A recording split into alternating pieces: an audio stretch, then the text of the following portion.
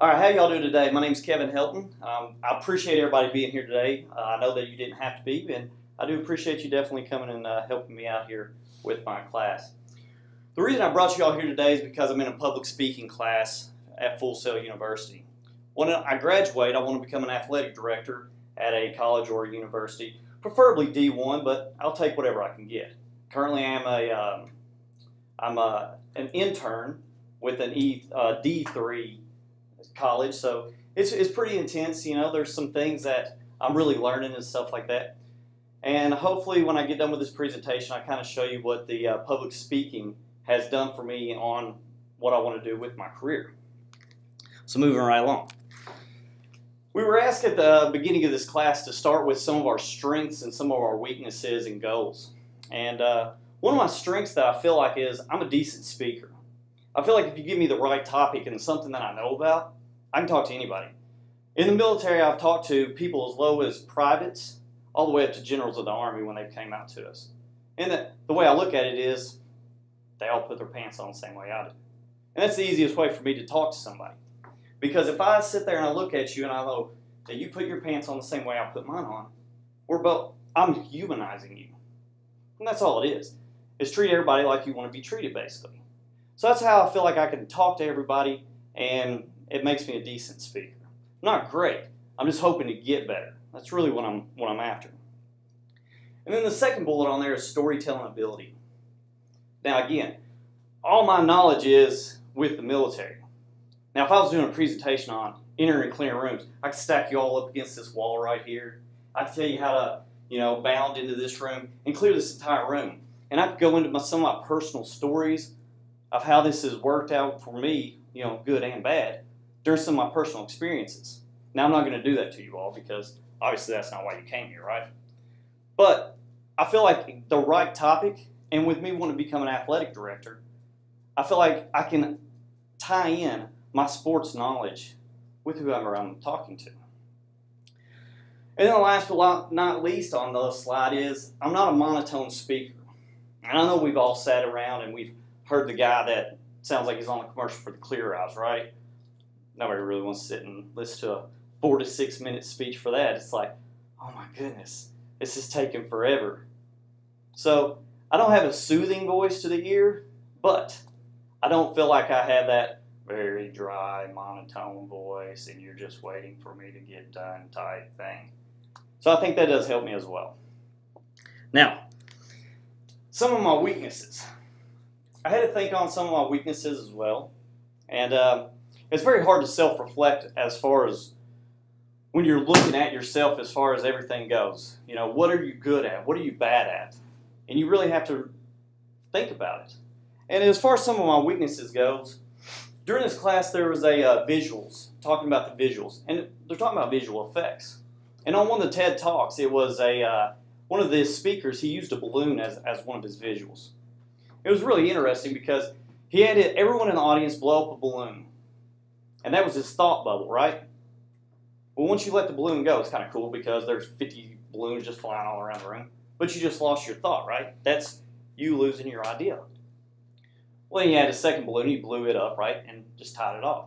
Which is essentially just writing down your thoughts, right? Just so you don't lose it. That was a great way of using visual effects. I thought it was awesome. I thought, that's excellent. If I ever get into a situation where I could use that, it would be great. I really couldn't have you all here with balloons today because it doesn't really tie in with my presentation. So I've got to try to figure out what I can use for visual effects because, let's face it, visual effects does help a lot of people learn. You've got different types of learning styles, and that's one of them. So if I could incorporate that with it, it would definitely help. And then my other weakness was where I was in the military, we were taught to do this, right, basically. It's death by PowerPoint, and I'm just reading to you like this, not ever engaging you as a crowd or as an audience. There's no real personal level there if I do that. If I'm sitting here and I'm just reading from the slides, well, one, you all can read, right? Everybody can read. So there's no sense in me actually reading it to you. If that was the case, all I'd have to do is go, here's slide, there's slide, there's slide, there's slide, and just let you read for yourselves. That's not why you would go to a presentation. No one goes to a presentation to read. If you want to read, you just sit down by a fire, read a book, right? something you actually want to do, right? So there's I've had to take myself away from that. I felt like that was something that I would do a little bit too much of. So it's actually working out well for me because where I'm still in the military, I can incorporate this with my soldiers. And hopefully they'll get something out of it. The next thing is, what are some goals that we're looking for? And some of the goals that I definitely have is, starting out, I say a lot. And I hope I haven't done it today. I'll know whenever I go back and rewatch this. But a lot of times, when my brain's just moving 90 miles an hour, and I'm trying to let my mouth catch up to my brain. And what's the common thing I do is I'm. Well, as you as the audience, what does that make you think? A couple things probably. One, either A, I don't know what I'm talking about, or two, it's just like you're wondering when's the next time I'm going to say You're over there slapping his shoulder like, all right, 5 more minutes. He'll say like 37 times. And then you're counting them. How many times am I going to say it? And then you got drink bets going on or whatever the case may be. I've done it. Whenever someone has a catchword that they're on, you catch on to that catchword, and that's all you focus on. You haven't heard anything else that I've talked about for the past however long I've been up here. All you worry about is that one particular word. And you're like, when's he going to say it again? I know he's going to do it. And then once I say again, I'll notice the crowd start snickering. So that's definitely one thing I'll try to catch myself from doing. And try to, steer clear of it. I'm sure I'll still, do it some more, but hopefully I'm getting better with it. And another thing a goal that I want to have is I want everything to flow. My biggest thing is I never want to talk to anyone and sound like I don't know what I'm talking about. I want to make everything flow from the start to the finish, to where when you leave there, you may not agree with anything that I said. There's going to be those times where you just have disagreements with people. But you can say, you know what though? The guy knew what he was talking about. He stuck to his guns. And from point A to point Z, he had all of his ducks in a row. And that's what I want. I want everything to flow and flow smoothly. And that way I can get my point across.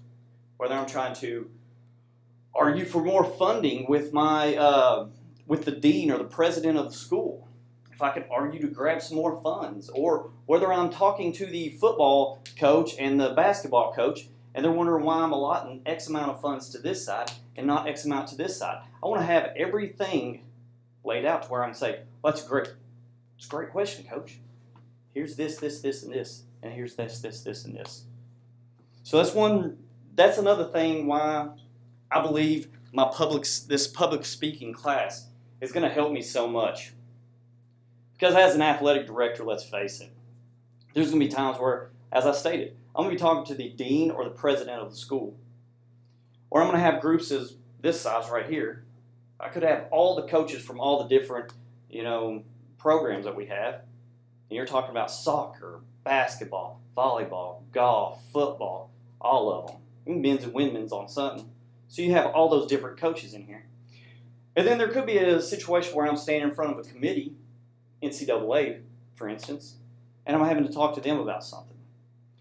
So the only way that I'm going to get better with public speaking is obviously do it. So anytime that I get a chance to actually speak in front of people, I'm going to try to step up and do it. I'm not going to say I'm going to do it all the time because I'm not going to lie to you, but I want to do it more. And I started this past drill during my Army weekend. Someone had to step up and do a PMI on weapons. I'm not going to get into all that. But they needed an NCO to do it, so I was like, sure, I'll do it. I'm going to be having several people, of groups of 30 to 50 people, several groups coming through that I'm going to have to stand in front of, and I'm going to have to talk to them. Now, granted, it's something that I know about, so it's going to be a lot easier. It's always easier when you know, but every time I get to do it, it's always more and more practice. But I appreciate you all coming. Thank you all so much.